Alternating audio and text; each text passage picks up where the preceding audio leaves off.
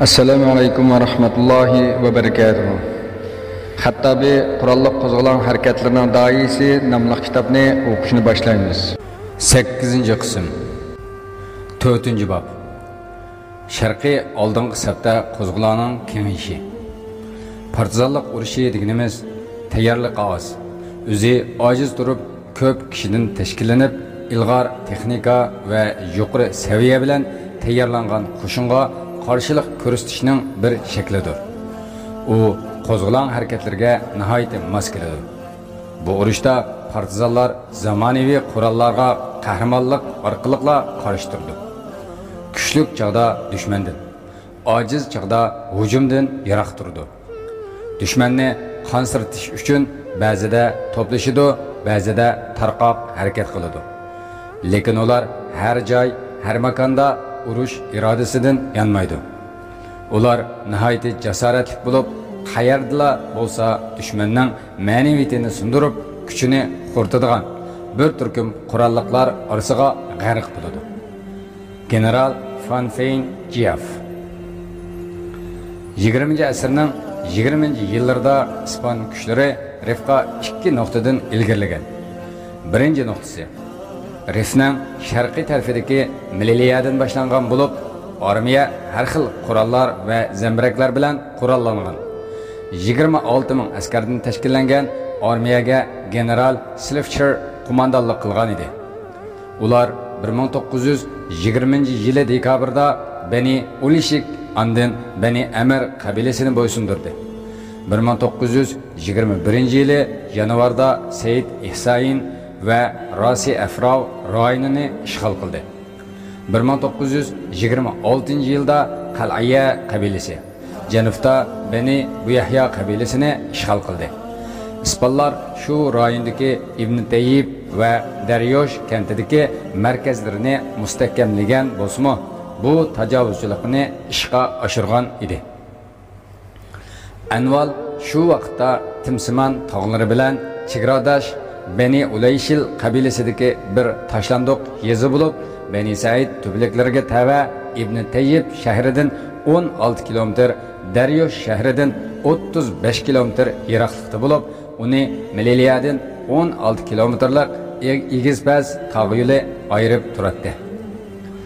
12 martda Amqron vodisining oxiriga joylashgan Said Idris rayonini kontrol qildi.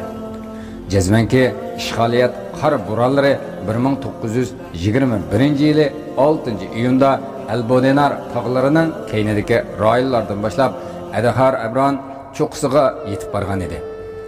Shuningdek, Slifcherning harbiy markazlari 200 ga yetgan edi. Ishg'ol harakatining asosiy maqsadi 1920-yili Ispan kuchlariga qarshilik ko'rsatish bazasi bo'lgan Beni Viryag'il rayonidagi Ajdirni ishg'ol qilish edi. Ikkinchi nuqtasi Rifning g'arbiy tajovuzlardan tartib elingan Ispanlar qaytirib elish uchun 37 ming qo'shinni maxsus ajratdi. Shundaqla barliq qismga shu vaqtdagi Ispaniya bosh qo'mondon Brainfrein mas'ul qilindi. Shu yili Arashdan Asliya tarafga ilgirlab Tanjaga yetib keldi va Qasrkabi tarafga ilgirlab mangdi. Ispan kuchlari ilgirlash davomida egiz to'pliklar va asosliq tog'larni qo'lga olgan edi. Rifda bu tajovuzchilik kengayishdan ilgari Xattabi sharqdagi alohida dushman qismlarga hujum amaliyotlari elib bordi. Bu hujumlar tajovuzchilarning chekinishiga va Rifning qaytadan fatih qilinishiga sabab bo'ldi. Inqilobchilarning Ispan tajovuzchilariga qilgan tunji janglardan birinchi Adahar Abron jangi, ikkinchi Said Idris jangi, uchinchi Ifrain jangi, to'rtinchi Anval jangi qatorliqlar. Birinchi Adahar Abron jangi Abron tig'iga nisbat berilgan Rif rayonidagi strategik muhim tog' hisoblanadi. Bu Anval shahridan taqriban 9 kilometr yiroqlikda bo'lib, Akramus vodisining girvigidagi Almikish vodisiga yaqin keladi. Bu tog' orqali Nukur vodisining tuzlanligi va Beni Viryag'ilning G'ays vodisi o'tishadigan koridor boshqariladi. Bu jang 1921 yili 6 ayning 1-kuni yuz bergan bo'lib, Xattabiy qo'mondonligidagi jang g'alabalarining tunjisi bo'lib hisoblanadi. Slivchin Beni Viryag'il rayonini qo'lga olmoqchi bo'lgan. Chunki bu rayon Rifning markazi va qo'zg'olonning simovli hisoblang'achqa general Avgust oyining oxiri yoki sentabr oyining 5-da Amqron vodisini ondan Beni Viryag'il yanidagi tog'larni qo'lga keltirishga tayyorlik qildi. Lekin inqilobchilarning ilgirlishi va strategik egizlikni bo'ylab askariy bazalarga tarqoqlashish va Slivchinning mag'rurligini yerga urdi. Birinchi o'yin atiganda Ispan kuchlari Anvaldan Abron tog'i tarafga qarab yo'lga chiqdi. Bu ishg'olga qatnashgan Ispan kuchlarining soni haqida manbalar xilma-xil bo'lsa-mu, biz qo'shin sonining 2000 atrofida va 485 dona tomoq va o'q dori zambaraklarni yo'tkaydigan harbilarning borligini jazmlashtiramiz. Qo'shinning oldida general Fayyar turgan bo'lib, uni Slivchin tayinlagan edi. Fayyar kecha qorong'ulikda maxfiy holda strategik tog' tarafga qarab yo'lga chiqib, tog' ustiga hech qanday qarshilikqa uchramasdan sahardala yetib keldi. Ondan bir istikam qilish uchun darhol qum xaltasi va tikanlik simlar bilan atrofni mustahkamladi. Bu rifliqlarning hujumlariga qarshi mudofaasi edi. Slivchin bu jo'grafiyalik alohidlikka ega do'nglikka erish orqali Timsimanni ondan keyin Beni Viryag'il qabilasini butunlay bo'ysundira oladi deb o'ylagan edi. U do'nglikka erishgandan keyin 400 askarni Kaftan Salafrankaning qo'mondonligida bu atrofga orqa istikam qurish uchun qo'yib qo'ygan va bu askarlar 4 dona zambarak bilan qurollangan bo'lib, ko'pinchilari Timsimon va boshqa joylardan to'plangan yollanma askarlar edi. Ular yerlik soqchilar yoki Timsimon harakati deb ataladi. Ular orasida ispanlardan faqat bir turkum nazoratchilar bor edi. Boshqa askarlar Anvaldagi bosh shtabga qaytdi. Bu ishlar shu kuni atigan soat 11lar atrofida yuz bergan edi. Ispanlarning Abron do'ngligida paydo bo'lishi mujohidlarni ushtumtut hayron qoldirgan bo'lsa-mu, ular bek gangrab ketmadi. Balki tezla Abron teg'i ustida dushman borligini e'lon qilib, Beni Viryag'il va Timsimon qabilalariga tava 500 kishi Abronga hujum qilishga fidoilik bilan maydonga chiqdi. Ularning beshida A'mar Tilsimoni va o'g'li bor edi. Xattabiy bu voqea yuz berganda jang maydonida yo'q edi. Rif mujohidlari 3 guruhga taqsimlandi. Birinchi guruh Abron g'arbidagi Beni Yaqub egizligiga. Ikkinchi guruh sharq tarafdan hujum qilishga. Uchinchi guruh muhofazat qilish uchun shimol tarafga urilishdi. 3 guruh a'zolari bir vaqtda Abron teg'iga yaqin o'ringa maxfiy ilgirlab, ba'zi mujohidlar namoz peshindan keyin ispanlarning ba'zilariga bo'sib kirib, ba'zi ichidagi askarlarga qo'rqinish solgan, hatto ularni Anvaldagi tajovuzchilarning bosh markazigacha chekindirgan edi. Bu qatimqi amaliyot shimol va g'arbdan hujum qilishga, yaxshi sharoit yaratib, inqilobchilar tajovuzchi qismning bazasini har tarafdan qurshab, shiddatli hujum qilgan edi.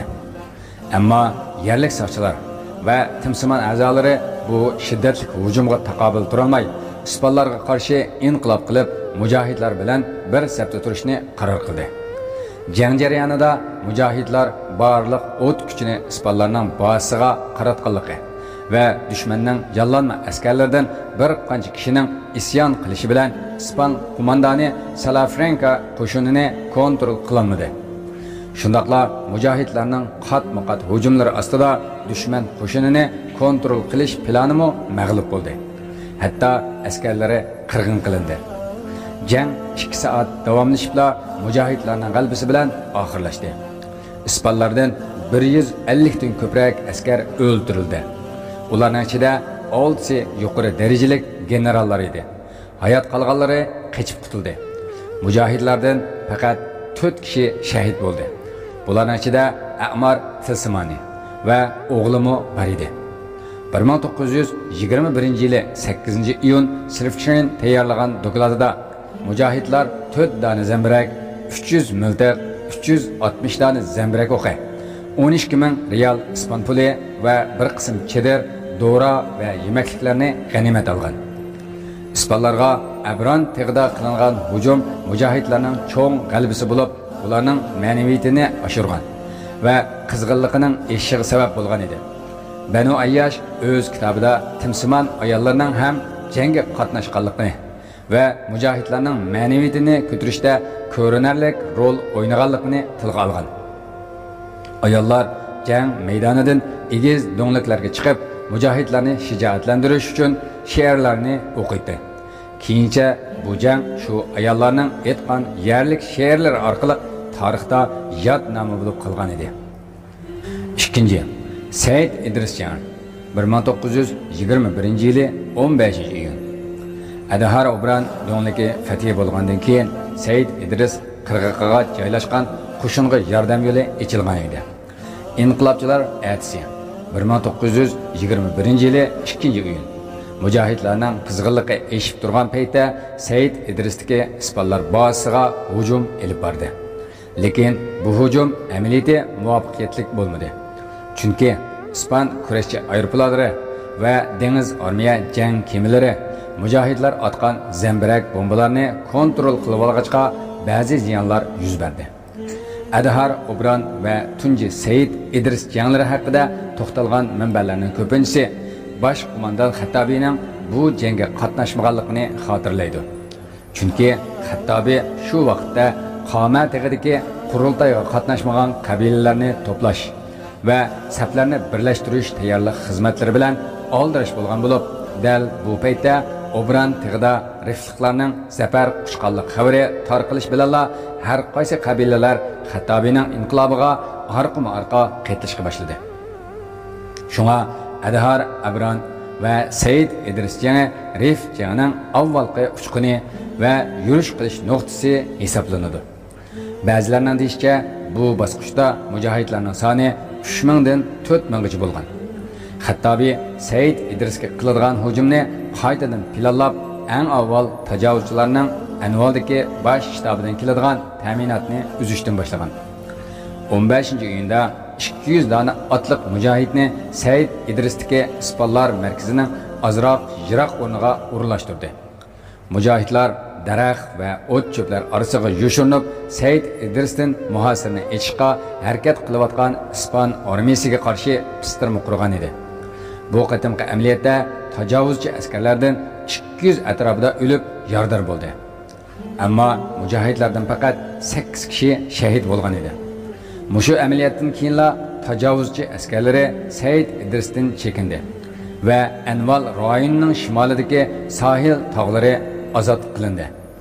Sirfçinin asosiy nishoni shimol va janubdagi tog'liq do'ngliklarga qo'shimcha markazlarni qurish orqali asosiy yo'llarga joylashgan cho'ng markazlarining bexatarligini kafolatlantirish edi. Anval markazining bexatarligini kafolatlantirish uchun Adahar Obran tig'i oldingi saf mudofaa istehkomi bo'lgan edi. Said İdris sahili shimoliy mudofaa istehkomi edi. Amzavur shahri janubiy mudofaa istehkomi edi. Ammo Xattobiyga nisbatan u Anvalni fatih qilishga yo'l tayyorlab, bu qo'shimcha istehkomlarni mag'lub qilish uchun harakat qiladi. Uning bu g'alabani qo'lga keltirishdagi siyosiy taktikasi istehkomlarga puxta pistirma qurish bilan birga doimiy askariy amaliyotlar bilan hujum qilish, dushmanning ta'minot yo'llarini uzib tashlashida oshkora aks etgan edi.